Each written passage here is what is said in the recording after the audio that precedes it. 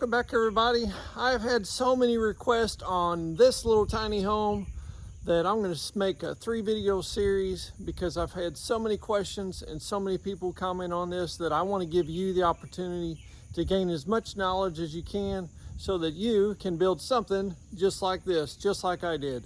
So in this first video, I'm just going to be explaining the foundation, and I'm going to go through the step-by-step process on how I built the foundation of the 600 square foot cottage, and going to give you as much detail as I possibly can, because number one, I want to let you change it up if you want to, but also at the same time you can enjoy exactly what I've done with this little cottage here. So if you haven't already, go back to my channel, Jeep Making channel, and you're going to see the part 1 of this series of this little cottage. You're going to see it at nighttime. It looks pretty cool with the lights on, and it was just a whim.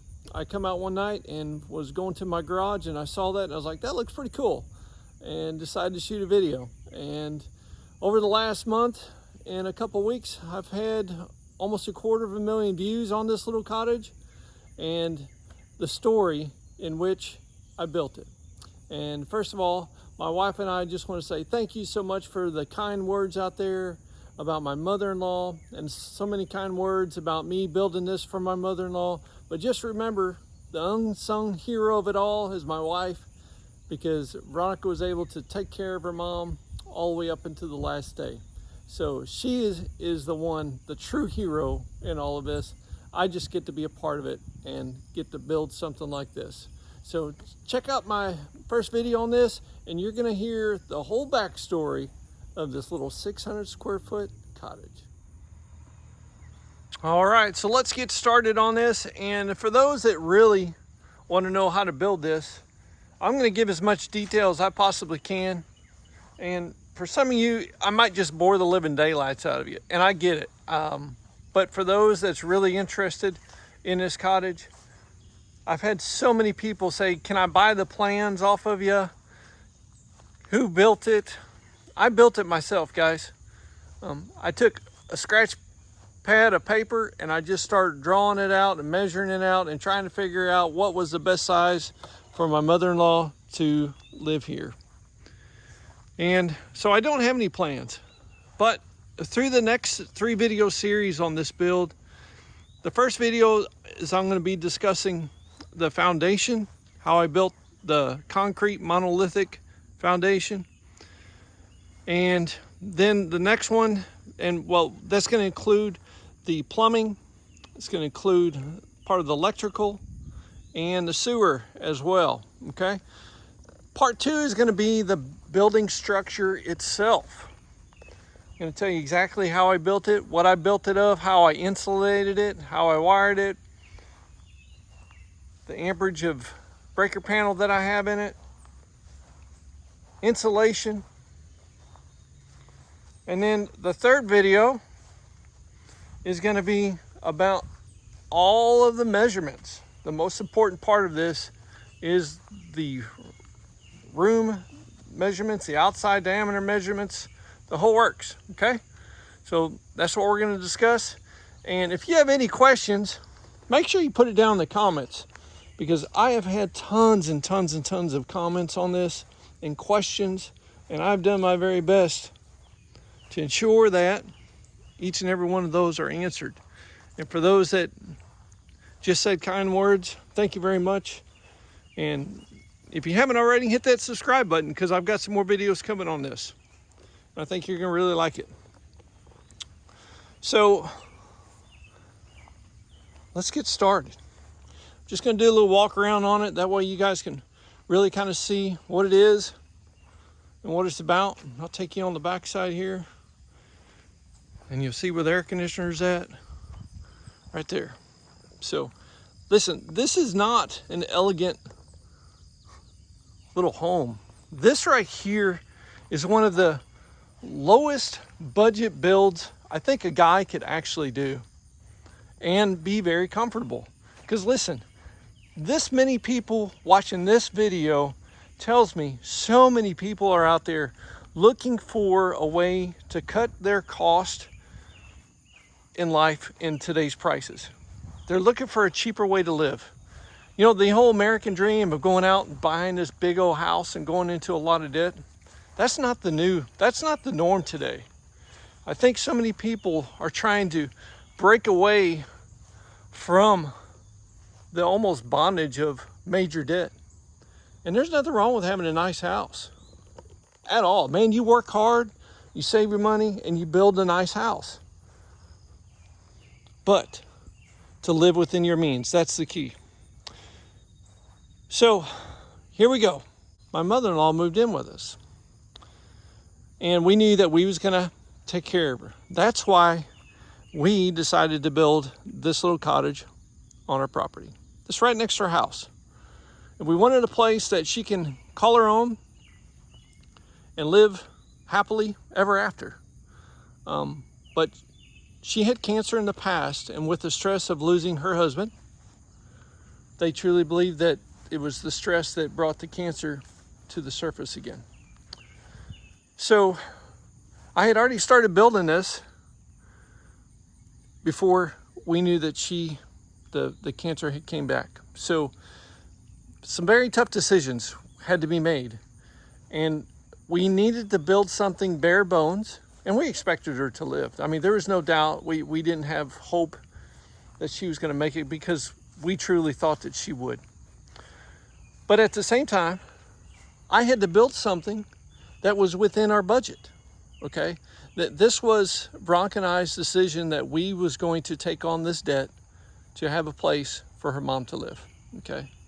And this is part of her garden right here. And that, she loved a can. And I always knew that I would make a kitchen window that she could look out and see the garden because she loved a can. And that was part of the big plan, but it didn't come true. But all in all, we've had a lot of family that lives here. My daughter and her husband just moved out of here about 2 weeks ago. Everybody's wondering, where's your video at? Well, my daughter and her husband was in here. They just finished up their 4-year degree and they are headed off to law school. And this is just one more blessing that was able to help somebody else out, further their dreams. And so it's been, even though it was hard work, it was a God thing. I truly believe. It really was. And it's blessed a lot of people. So many people said, there is no way you built it for $18,000. I'm telling you, because of this tough time that we was in, I wrote down every little thing that I bought, and I kept a very, very close eye on the cost of this building. So I know for a fact that it cost $18,000. Now listen, it was pre-COVID, all right? You got to understand that. Pre-COVID, and I did 100% of the work myself. I paid my friend to finish the drywall. I hung the drywall. He came and finished it with some knockdown finish. But guys, everything was done by me. A lot of hours, a lot of sweat, a lot of time sitting down, figuring it up, trying to figure out ways to make it as cheap as possible, but the most efficient that I possibly can. And I think I did that. I think the goal was achieved by doing that. So let's get started on the foundation. All right. First of all, barndominiums, okay? This is built similar to a barndominium, except one thing. On a pole barn, the posts go into the ground, okay? Then the post is part of the structure. You'll have posts that are in the corners, and they'll go all the way to the top. Usually you'll have one here, one here, one here, and they'll be centered every 8 feet or every 10 feet, okay? That's in the ground. Then they'll come in and typically pour 6 inches of concrete, okay? And that's the floor. But I wanted something better than that. I wanted something that no matter what was going to stand the test of time on how I built it. So I built this foundation, this concrete foundation, on it's called a monolithic slab, monolithic concrete slab. And look it up online, you'll see it. It's really going to make sense to you on how I built it. This is what you call a monolithic slab prior to pouring the concrete. Look it up on YouTube. Okay, the monolithic slab I did was an 18-inch by 18-inch footer. It's going to run around the exterior of the building, okay? Just like a normal home that you would build, 18 by 18 inches, okay? Then it gradually slopes up, and then it's going to go to a 4-inch slab throughout the center of the home. Now, the 18-inch by 18-inch footer, I've got 4 rungs of 1/2-inch rebar in there, and that's centered within that. Now, you may not be able to understand exactly what I'm saying. Don't worry, because I'm going to have it all drilled out on a diagram on a piece of paper, and I'm going to walk through this whole process with you guys, okay? So it's a monolithic slab. That's what I built it on. So there's no structural post in the ground, okay? And it's made out of pole bar metal, as you can see. It's supposed to have a 40-year paint warranty on this metal, and it is holding up really well, okay? So let's take a look at this. Let's see what this bottom edge looks like here, okay? All right. So as you can see, that's wood right there, okay? What that is that's the form of my monolithic slab. That is a treated, direct ground treated lumber. And what I did was I just formed it up, just like you would any other foundation. You'd form it up, but then you'd tear your forms off, right? This here, you can leave it on there. It's just like how you would build a pole barn, except this here stays on there, all right? And at the bottom there, that little lip right there, that is what you call the mouse guard. That prevents mice and rodents and insects from going up into your home. Now, as you can see, these screws right here, that's what holds this mouse guard on. So this piece goes up underneath, and then it has a little lip that comes about all the way up to here, and then you screw it. So the concrete slab is all the way up to here, okay? And that'll prevent any water. You don't have to worry about any water or any insects or anything getting up in this area. Now, if you live somewhere where you get a lot of snow, you might want to build this up a little bit higher off of the ground. That way you've got some more distance for snowpack or whatever. If you live somewhere where you have, you know, a lot of rain or whatever. 2 days ago, we got 7 inches of rain here. So it rains a lot. I'll just put it that way. So no issues. With that treated lumber there that you have, right on the back side of that is your footer. You're 18 inches deep, 18 inches wide, basically a rectangle that runs the complete perimeter of the building. Okay, and then on the footer itself is where I built the 2x6 walls. And this building has a 2x6 exterior on it with R19 insulation, and underneath this metal is Tyvek as well, okay? But the thing that you need to think about is, number one, the slab dimensions are 20 feet. It's 20 feet wide by 30 feet deep, okay? That's the actual concrete foundation, all right? Then you need to figure in 1.5 inches for your framing. But whenever you run your string lines to get your building square to begin with, before you even start, just use the 20 by 30 on your, what I call false corners. You're gonna have some wooden posts out here and a wooden post here. You're gonna attach a string line here, and you can shoot it down through there, and another one here. Each corner is gonna have a false corner. And you guys can look this up, because everybody's gonna have to do a little bit of their own homework to really understand and grasp how to do this. But let me tell you, if you put your mind to it, you can do it. I promise you that, okay? So the foundation is the concrete monolithic slab. Then in the middle, it angles up. So if it's 18 inches in the ground and then it starts angling up to 4 inches all the way across the center.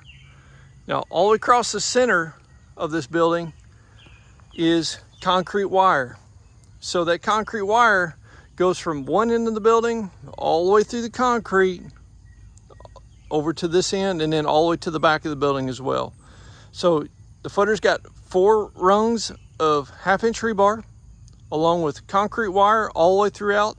And that concrete wire you want to set on some what we call concrete chairs, and it just keeps it about 2 inches off the bottom of the rock. That way the wire will actually sit within the concrete, and that gives it ultimate strength. If the concrete cracks, it's not going to move, it's not going to separate. All of the steel in there is going to keep it exactly one solid piece of concrete, which is really good. So I figured if you're going to do something right, the foundation is the key. Insulation is second, to make it as most efficiently as possible, along with the windows and doors. And if you can achieve those 3 things, you're going to have a structurally sound building to live in for 100 years.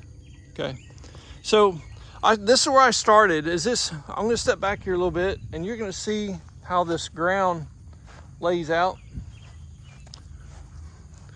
So the ground is higher here, so all the water flow is this way. Okay, the reason why I built this here is because of my septic tank. I'm going to zoom in here and you're going to see that. That right there is my septic tank. Okay, so poopy runs downhill, right?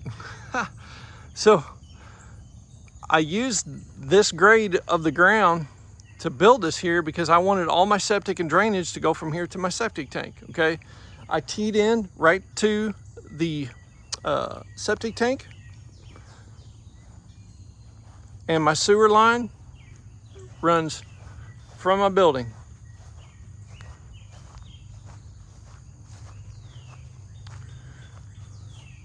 Right here, I'll show you this. It's my little clean out. So I got my little sewer clean out just in case. But that's where it exits the building, and it goes straight down, and it goes right to my septic tank right there. Now listen, something to keep in mind is that sewer line comes in 10-foot sections, okay? In order to get this sewer and water to drain properly to that grade where my septic tank is, it's 1/4 of an inch drop per 10 feet on your septic. Why is that? If you have too much of a drop, the water is going to outflow the solids, and it's going to leave the solids behind. So at 1/4 inch drop every 10 feet, the solids is going to float along with the water, and everything is going to drain and go to the septic tank just like it's supposed to. So where my cottage is, if I figured 1/4 inch rise from my septic all the way up here, my sewer line was actually about 18 inches deep. All right, so my sewer lines and my water lines inside my buildings, okay, because you've got them sloped to this area right here, is I just dropped it straight down. Okay, nice little drainage. It comes to this point, and then it drops down about a foot and a half. Then it ties right in, right there where that sewer clean out is. Now you're going to have the 1/4 inch drop from this point all the way to the septic tank itself. Okay, now the electric is real important because I brought it from my home right underneath there. Down, it's a direct burial cable. It goes in and it comes up right there. All right, that's where my electric comes up. All right, now I brought it in here because I did not want it to go through the footer, and I thought ahead, like if there was a situation where I had to do something different, I wanted to make sure that I didn't draw anything, sewer, water, electric, gas, through the footer itself. It was going to either go down or come up to the exterior side. Okay, now this is my dryer vent right here. that actually pops out when the dryer kicks on. It'll actually come out and expel the dryer gas. That there is my propane. That feeds my hot water heater and gas stove. And as you can see, it's got a valve and a regulator on it. Make sure you put a valve and a regulator on the exterior side, okay? Then right next to it is going to be cable right there. I brought the cable over from the house so that my mother-in-law could have cable in her little home here. Now here's my propane tank right there. I teed off of my propane tank, and that goes underground and comes back around and it feeds in and then goes into the cottage from there. Okay, now my water line, it comes in just about right here. Okay, now my water line goes down. Where we live, you need to have at least an 18-inch in the ground burial with the water line, your foundation, because of the frost line. Okay, so it goes down, it goes underneath the footer, and then comes straight up. Now I use PEX for my water line to feed this. It's a 3/4 inch PEX line, and I've tapped on to my home. Had to dig down and go underneath the footer of my home. That was a fun little job. And then come up, and then I teed in just about where that spigot is on the home right there. That's where I've teed in to supply all my water line to the cottage. Now we're on a well here, and we have no issues. I got plenty of pressure. There's no change on pressure of bringing that water over this far. And if you're on city water, you can do the same thing. Remember that when you do gas, before you turn on your gas, make sure you get a hold of your propane company or your gas company. They'll come out and they'll inspect, make sure that you don't have any leaks inside your home. Okay, so it's very important to do that. So the main thing is that when you build your foundation, you need to figure out, are you going to install another septic tank, or can you use your existing septic tank? If you're on maybe some type of city sewer of something, make sure that you've got enough drop from your building down to where you want everything to flow. There's so many people ask me, is it up to code? Is it up to code? Is it up to code? Did you have it inspected? Did you have it inspected? What kind of permits you got? Listen, where I live, I still live in America, which is really nice. I guess there's a lot of people that don't live in America because they live in these big cities that have all kinds of restrictions and regulations, and they think that you can't do anything. I don't. I live in a rural county that I did get a building permit, and the only reason why I did was actually, it was about 2 months before I actually built this. Before that, there was no building permits required at all in the county in which I live.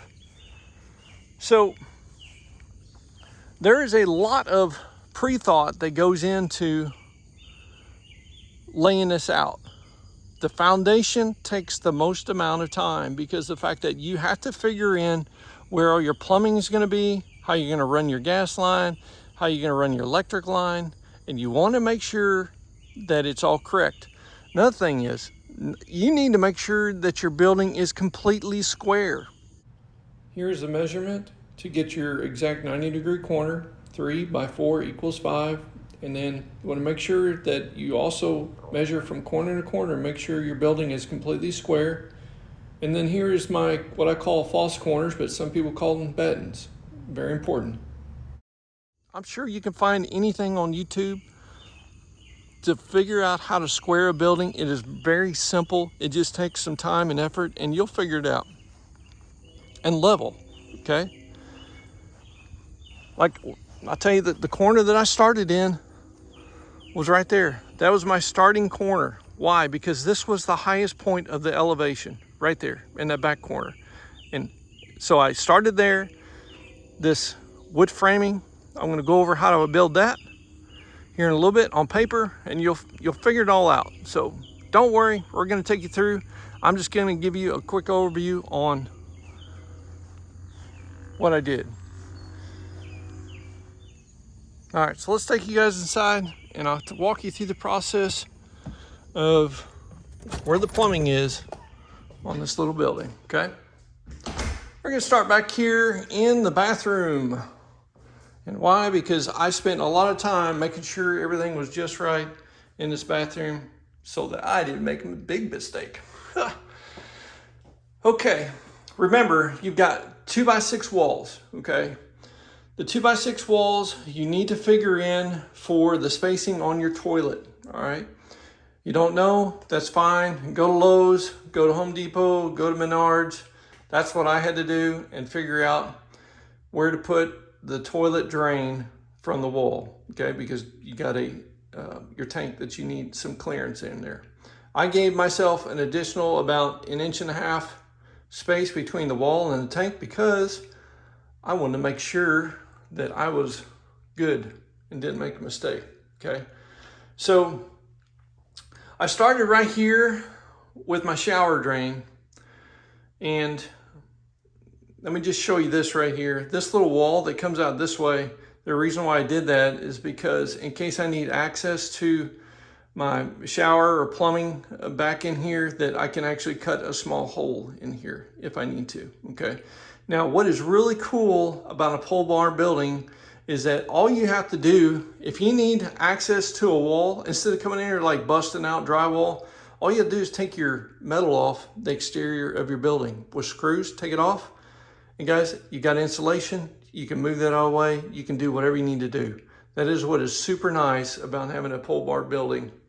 And it just gives you access from the outside instead of ripping out your drywall on the inside, okay? So I started right here with my shower drain, okay?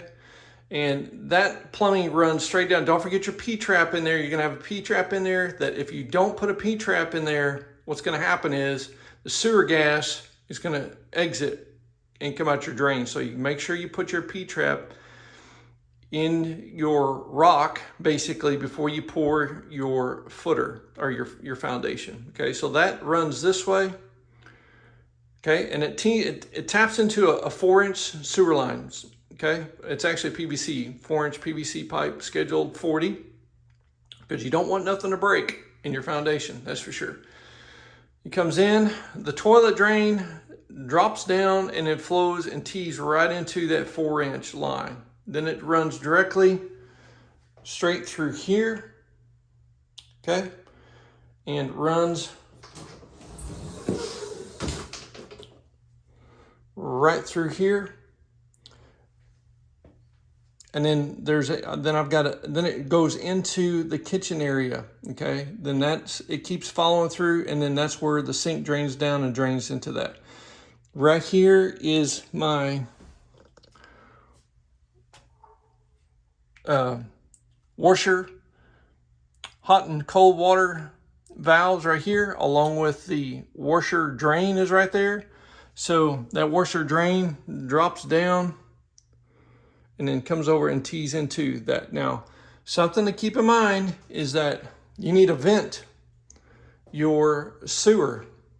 And the reason is because if it's not vented right, it's kind of like you're trying to pour water out of a bucket that has no vent. You get the glug, glug, glug, glug. It doesn't want to come out of there very good, right?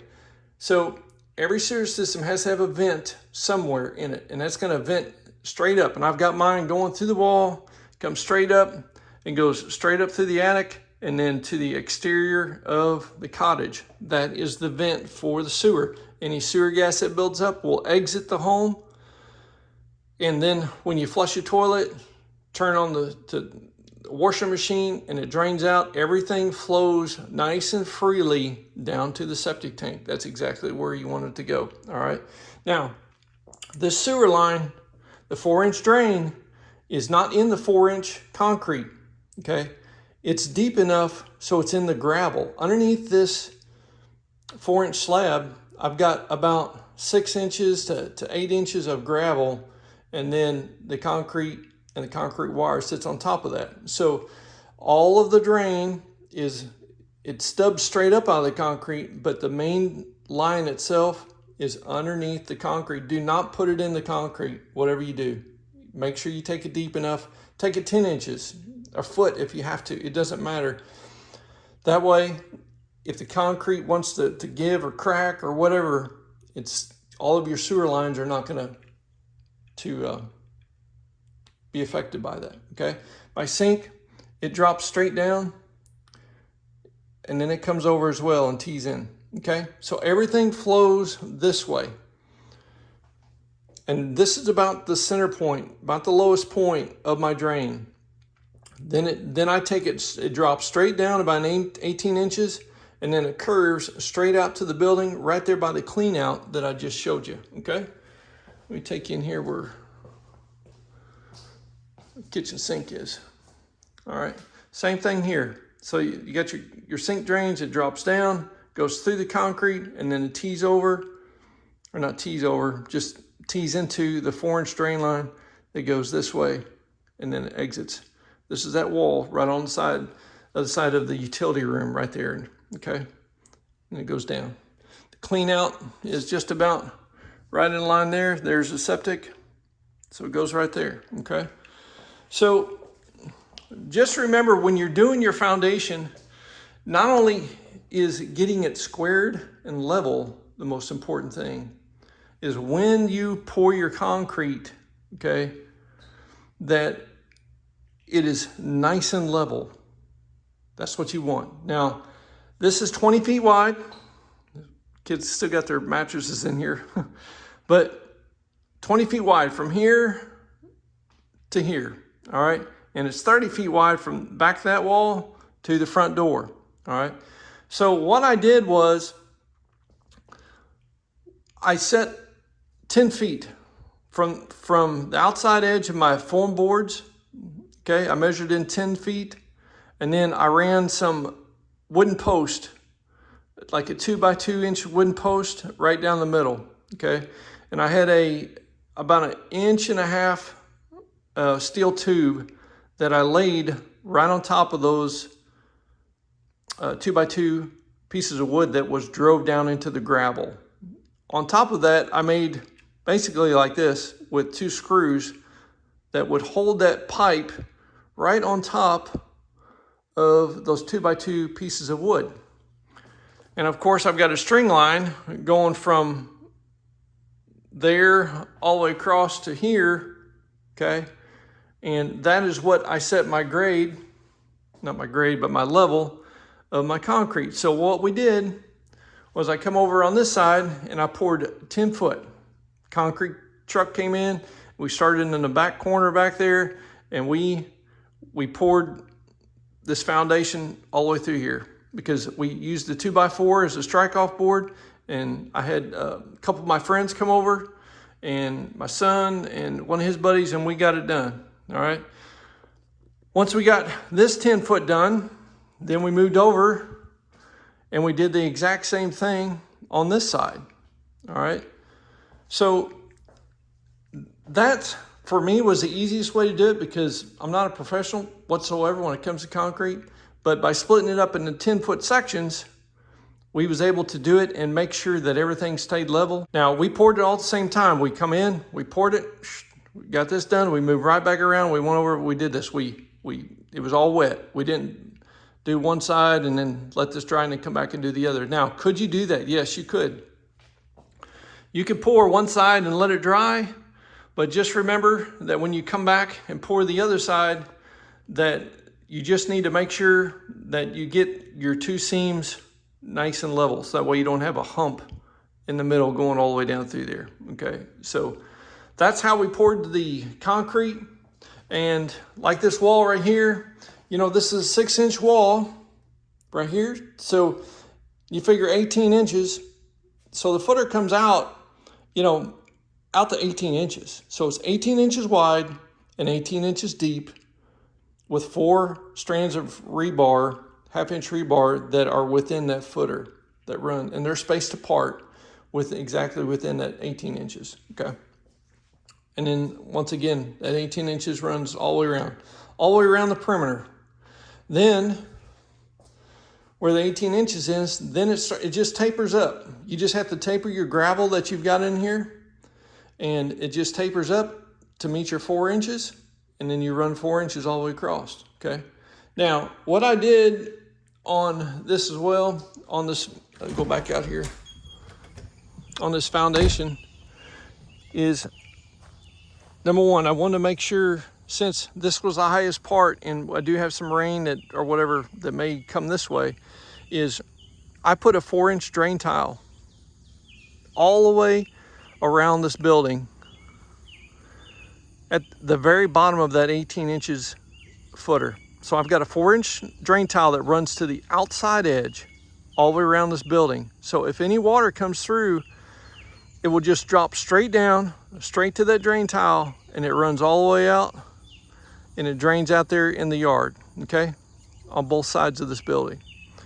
So something to keep in mind is that you always want to make sure concrete is porous, all right? So before we poured the concrete, I put in a very heavy duty plastic all the way throughout this whole underneath of the foundation. And then I brought the plastic up to the very top side of my wood form right here, okay? And it was cut off. And that's to prevent moisture from getting into your concrete and then going into your home below your flooring, whatever you choose for your flooring, okay? So a heavy duty plastic, make sure you put, you know, at least 1 or 2 heavy duty layers of plastic down to prevent moisture from seeping up through your concrete, okay? Something else I did was I sprayed it with termite retardant. So I went on Amazon and bought some like commercial grade termite retardant and sprayed that down underneath the plastic. So it's basically gravel, termite spray, heavy duty plastic, and then the concrete was poured on top of that, okay? Once this is done, once you have your footer completely done, your pad is poured, your foundation is 100% ready to roll, now the fun start parts. The fun part to me is building. I really love building. So this is what I really enjoyed, okay? So just remember, take your time. It's 30 feet on the foundation itself, do not include the wood that's here, the 1.5 inches that's the perimeter, okay? The building structure itself is 30 feet by 20 feet, okay? Okay, let me grab some paperwork and I'm gonna start going over the extra details so this will all come together for you and give you a better idea of what I'm talking about. Okay, so let's get down to business. First of all, I hope this is gonna turn out because I've never done this before. So let's go over the process here on paper and kind of give you a better idea of what to do here. So number one, you need to figure out the grade of your ground. Make sure that your water flow and drainage goes away from your building in the direction where you need to go. Okay, septic, you need to figure out where you're gonna put your septic tank, that everything is gonna flow to it. And make sure that you build your building uphill from the septic tank, no matter what, okay? Frost line. In my area, 18 inches deep in the ground is sufficient to meet the standard for your frost line. You don't have to worry about freeze and thaw and actually heaving up on your building or structure, okay? So figure out where you're at, what the frost line is, all right? So this right here is the monolithic slab, okay? This part right here is the footer. It's 18 inches by 18 inches. It then angles up to a 4-inch slab that goes all the way across, and then 18 inches by 18 inches, okay? And this is all the way around the building, the footer. All of this in between is just some gravel. You are gonna need some gravel because this is what you're gonna wind up putting your sewer lines in, okay? Do not put your sewer line, you're gonna have to stub up through the concrete to bring it up to attach to wherever you want to, but just don't put the pipe within the concrete, okay? And then here on the outside is when you run your sewer, make sure you go underneath your footer out this way. Don't run it through your footer, okay? So anyhow, this is 1-inch clean rock. That's what I used. Just to give you an idea, depending upon how far you live from the rock quarry, they're going to charge you per mile. Where I'm at today, it's running about $3.50 per mile to haul gravel. Depending upon how much you need, I ordered in 13 ton of 1-inch clean. That's what I used. And I used just about all of it, okay, to get my grade and to slope up everything that I needed, okay. Now this is kind of where I'm at, is the lay of the land went just like this, okay, on my building. If this was the front door that you walk in on, that's what the land looked like. This is about what I had to do. I had to dig down to get further depth for my 18 inches on this side so that I can make my building nice and level this way. And then this side was not very deep. But before I did this, I took off about 3 or 4 inches of topsoil all the way across this. If you got a tiller works fine, wheelbarrow, shovels, and a pick. You're gonna need it if you're gonna do it like by hand like I did, all right? So you can do this, but just make sure that all of the excess soil that I dug around my building, I put it, as you can see, sloping up towards the top side. And this here as well, this will get you your 18 inches depth right here and right here on your footer, okay? So that's something to keep in mind when you do this, all right? Look this up, monolithic concrete footer / slab. There's all kinds of stuff out there. Guys, I didn't come up with this. I had to figure it out myself, and I had to do research on my own to make sure that this worked out good, okay? Now, this right here is a little bit more of the foundation. The little round circles is going to represent the 1-inch clean that I used as it comes down all the way around and underneath, okay? This right here, this round circle here and here represents the 4-inch drain tile that runs the perimeter of the building. As you can see, the drain tile sits to the outside edge of the footer, not underneath the footer, not in the footer, to the outside edge, and then I filled all of this up with gravel to the top. So any rainwater or water itself would fall directly down right into this drain tile, and then it drains completely out and around and away from the building foundation itself, okay? Now, the red here is going to represent the rebar, the 1/2-inch rebar that I use. So in the footer, this is going to be an 18-inch footer here. I've got some rebar stakes that's drove straight up and down. Then the little circles here, here, here, and here are the rebar that runs the full length of the footer, okay? And those run to the absolute perimeter of the footer all the way through and through. Then the dotted red line here across the top is my 4-inch slab, and that is the concrete wire that runs from the edge of the footer all the way across to the other edge. That way, with the rebar, the 4-inch, and then the concrete wire, this whole concrete foundation is completely one piece, all right? It will not break or move. It is solid as a rock, okay? Now, this little black line right here, it runs this way just like this, is that black heavy-duty plastic. This is going to prevent any moisture from seeping up into your concrete and causing you some moisture issues in your building, okay?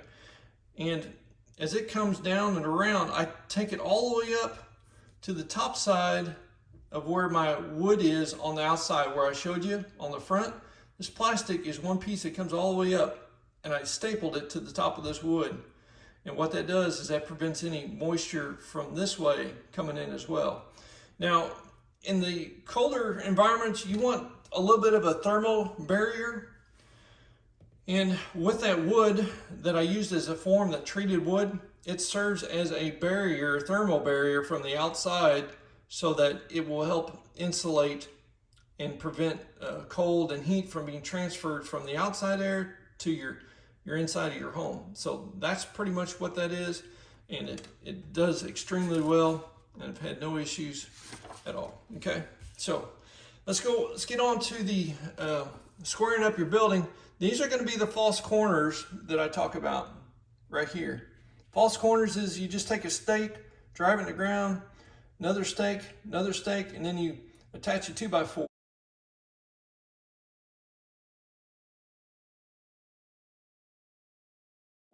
across it.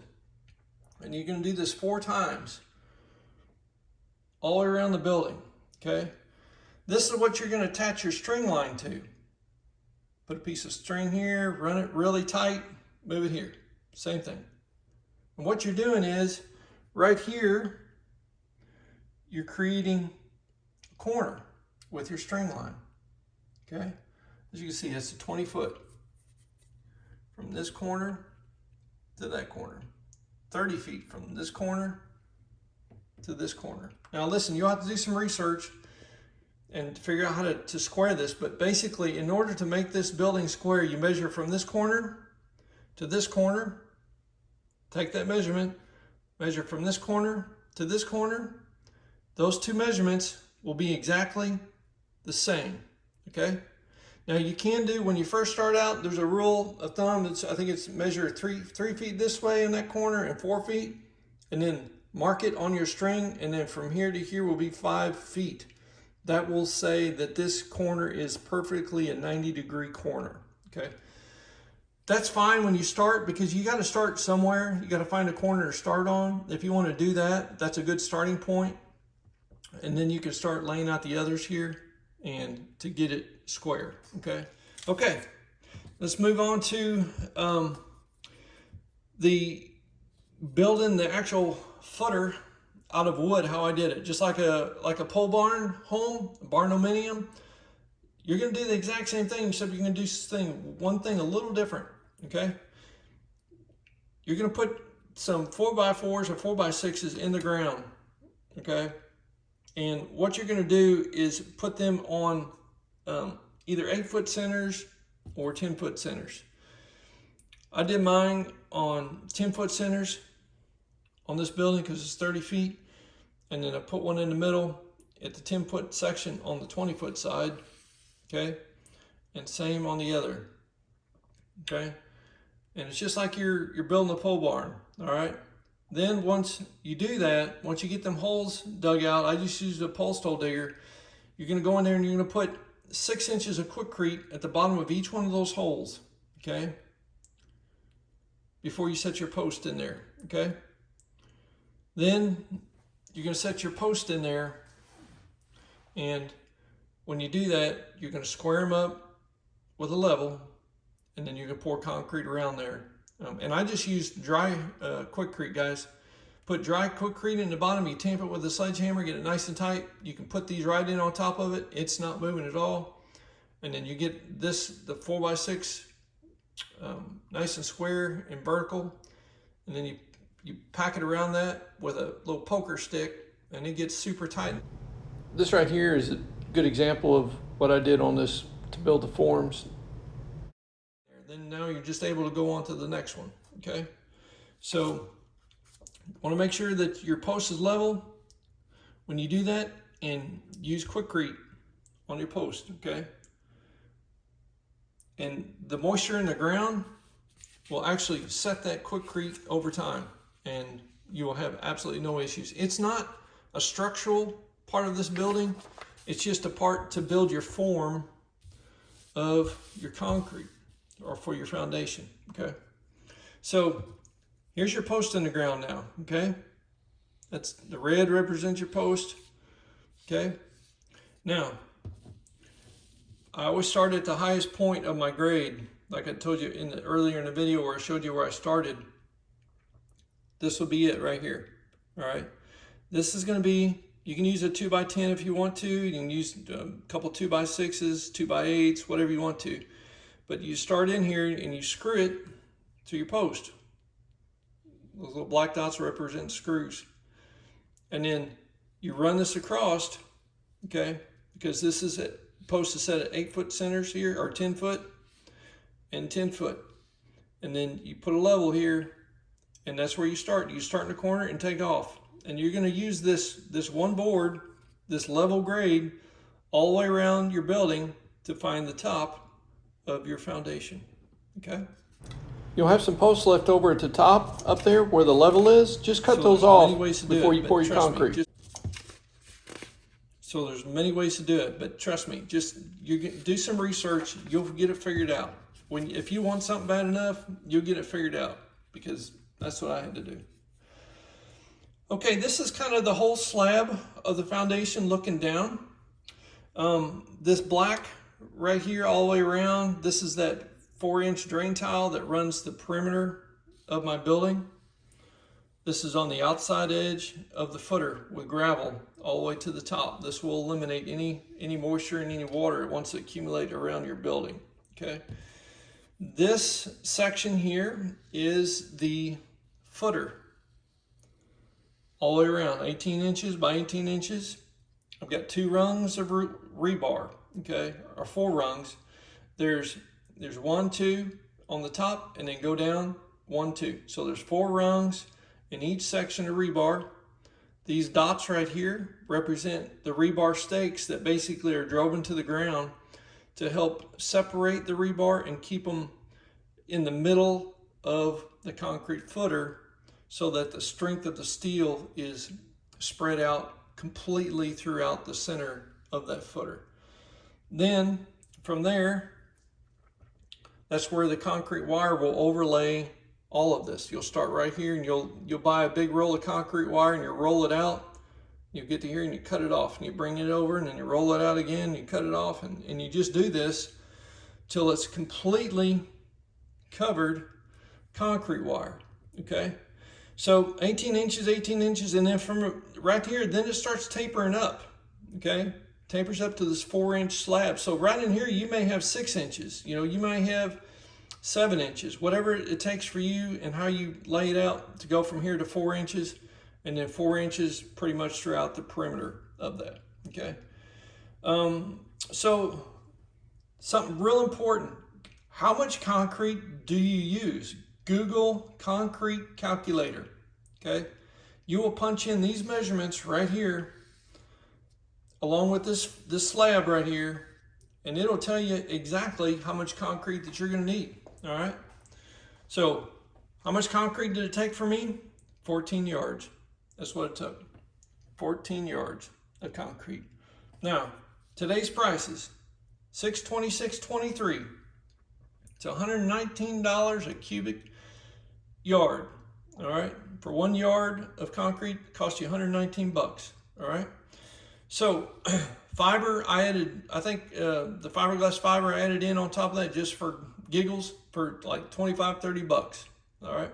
So the concrete today is gonna cost you $1,666 for the concrete, all right? It's gonna cost you a little bit for these treated 4x6s and your form boards and the plastic, your concrete wire and your rebar, okay? But listen, through this build, I'm going to tell you how to really nickel and dime this project to get the most bang out of your buck, all right? Don't buy your steel, your rebar at Lowe's or Home Depot or Menards. Why? Well, guess what? They don't make steel.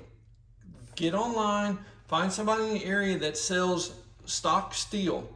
You're gonna have rebar there. Go there and you pick it up. Remember, any type of material that you get that goes through another company's hands, they're gonna mark it up 30%, all right? So I bought my rebar from a steel place, local. Okay, I think I got it in 20-foot sections. The concrete wire, I got that as well. Cheaper to do that, all right? Concrete, call around, get at least 3 different prices of concrete vendors in your area and get the best deal on the concrete, all right? Just don't take the first guy, call around.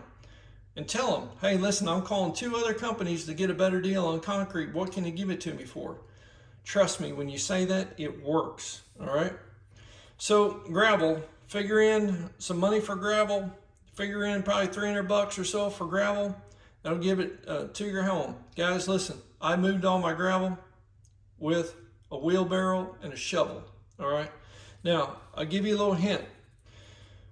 I had all of this formed up on the perimeter, okay, except this side right here.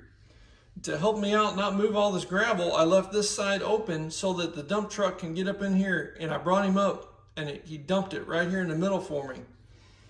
Okay, that way I didn't have to move it all by hand. So then I start spreading it out where I needed to, all the way out to the perimeters, and it worked out really good. I still had a little bit of excess, but it wasn't bad. And then finally I came over here and I dug this post right here, and then I put this board across and make sure that it was level and true all the way through and through. Okay, so that's pretty much how I did it. Some people may laugh at that. That's okay. I'm all right with it. Okay, now something else you need to think about when you're doing your foundation is how are you going to attach your walls to the footer. Something to keep in mind is you have to think ahead on this to make sure that you get it all right. What I did was I used J-bolts, okay, 5/8 diameter. I think it was 10 or 12 inches long J-bolts. And when we pour this concrete, let me turn it like this. We poured half of it like this, the first half, 10 feet all the way down, okay? And then we came back and then we poured the other 10 feet on this side. Is you have to figure up on paper where to put your J-bolts in your wet concrete, okay? Your wall studs, you're gonna have a corner here, and then every 16 inches, you're gonna have a wall stud that goes down through there, okay? You don't wanna put a J-bolt where a stud is. So you have to figure out in your mind and on paper where your J-bolts are gonna go. And then as it's still wet, you come in and you push them down. You would need to make sure you measure out about 2.5 inches away from the form board, because a 2x6 is actually about 5.5 inches wide. So you want to make sure that that is true and square. So when you build your wall, that these J-bolts will come up directly into the middle of your 2x6 that sits right there on the exterior concrete. Now, to make it easier, I'll tell you this. Don't worry about this, okay?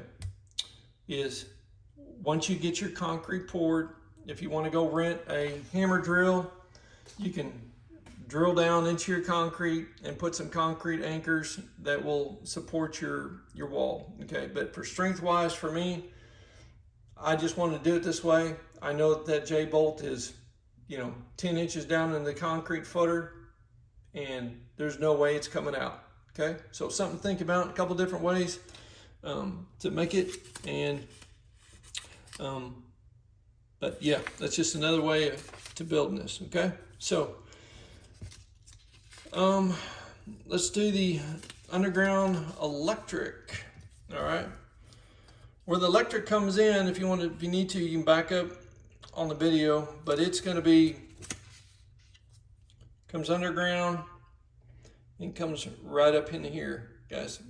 It's going to come in that little junction box on the outside of the building, and then it's going to come straight through and straight up. That's where I have my 100 amp breaker panel. That's all I need for this little home. Why? Because I've got a gas hot water heater and a gas cook stove. The only and the biggest electric consumer in this home is the dryer. That's it, okay? So the electric comes straight into here, all right? Water supply. It comes in, goes underneath my footer, okay? And then I've got scheduled 40. I've got some people, I think it's 2-inch schedule 40 that goes from here all the way out to the outside of my building. Why did I do that? In case for some reason I never needed to replace this line or whatever, froze and broke or something crazy, I can dig down and I can actually pull this water line out of that PVC pipe and then push another piece up in there and replace it. Okay, so just a little safety precaution on my side. We get down to about -7 here where I live, and we've had no issues whatsoever. Everything is working good. Okay, then it comes up here. I do have a valve located right here in the utility room to shut off the water supply, and it tees and then feeds my sink and dish. Got it stubbed in for a dishwasher, even though I don't have a dishwasher in here. It then feeds my sink in the bathroom, my toilet, and then my shower. Okay, I have all of the water line going in the wall. Okay, and the water line is basically right on the back side of the drywall. Then I have the insulation, then the Tyvek, and then the exterior metal. Okay. The reason why I designed it this way is because north is like this. If the north wind blows, it blows just like this. I kind of laid out my cottage so that this is on the south end, south facing side of my cottage. And where we live, we have a pretty big field in front, and I just didn't want to worry about any water lines freezing, catching the north wind. So that is why I laid it out this way. You can change it up any way you want to, but I've done it this way and it works great so far. And during the winter months, if nobody is in here, I'll turn the heaters down to 55 degrees, and we've had no issues with anything freezing. Okay. Propane, let's check this out. So I got my propane tank right here on the outside. It comes in, I have that regulator on the outside along with a valve. It comes straight in through the building. It does not go in the concrete, does not go underneath the concrete. That is big no-no. All right, so keep your gas line above all of your foundation and take it through the building itself. Once it comes into the building, I've got another valve here as well for the hot water heater.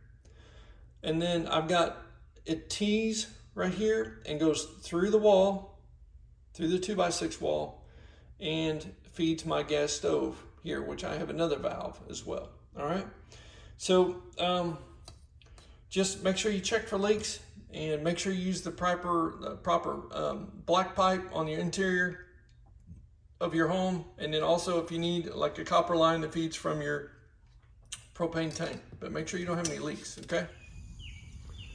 So everybody, I hope that pretty much explains how I built the concrete foundation of this home. All I could tell you is I'm not a professional, but let me tell you, when you spend the extra time and think things through, you'll figure out how to build a home that is extremely solid. Okay, so it worked out really good for me, and I think this little home right here will last 100 years easy with no problems. I guarantee you that. So so stay tuned for 2 more videos on this build. The next video is going to be about all of the structure, how I built the structure, from the walls to the interior walls to the trusses, and from there to the metal and insulation and wiring as well. So that's going to be the building structure video. And then the last one is going to be the room measurements. And then guess what? I get to tell you where I messed up on a few places, because that's going to be the funny part. And you can see one of them right now, even though you don't know it, but I'll show you in the last video. So everybody, God bless you all, and I hope you all have a good week. And I want to say thank you for all the comments and all the questions that everybody out there has asked about this little home. But listen guys, it's all about cost. You can build this home. It's going to be more now, yes, definitely after COVID and inflation. It's going to be up there, but I truly believe you could probably build this home by yourself close to $22,000. And I truly believe that that is not out of range. And I'm going to go through every which way that you can save money to build your little cottage. So God bless you all. Stay tuned. If you haven't already, hit that like and subscribe button for me, and I appreciate it. And we all see you soon with 2 more videos of this cool build. Adios. Bye.